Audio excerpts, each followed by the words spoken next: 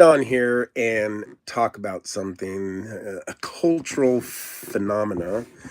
And, how many of you read 50 Shades of Grey? And how many of you read it and don't want to admit it? you know, I did a little bit of research, and the first book, 50 Shades of Grey, sold about 15 million copies here in the US. Yes. But there was a trilogy. I didn't even know there was a trilogy. And that trilogy sold somewhere in the neighborhood of 150 million copies worldwide. And then the movie grossed 570 million at the box office. So, this isn't just a little indie film niche phenomena. This is something cultural, worldwide.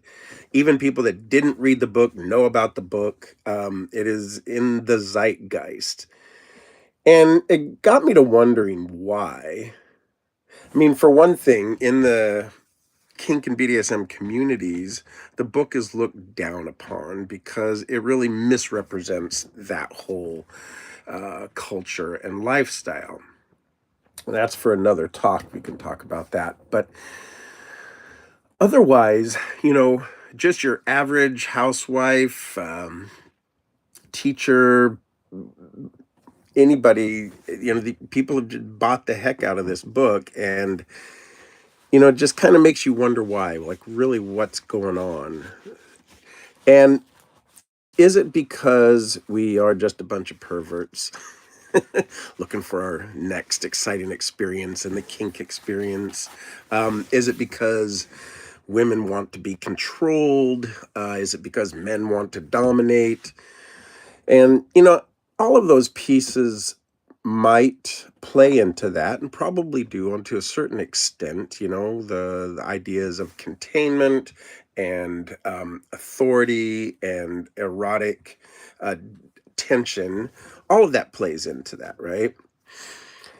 But for me, what really is driving that phenomena is this place where we have spent maybe even thousands of years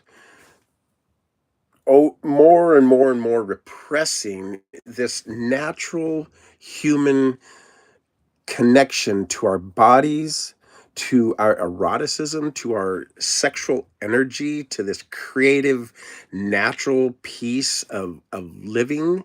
I mean, we all got here through sex. You know, why is it so taboo even to talk about it, except in sort of like clinical um, settings?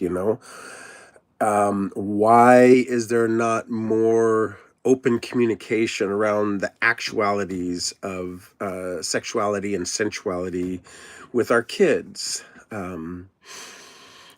So what seems to happen, because we have decided to like taboo, demonize, repress, codify this natural energy, is that it comes out in really backwards ways. A lot of violence, a lot of actual abuse and repression, um, and just going through life without an understanding of your actual power. So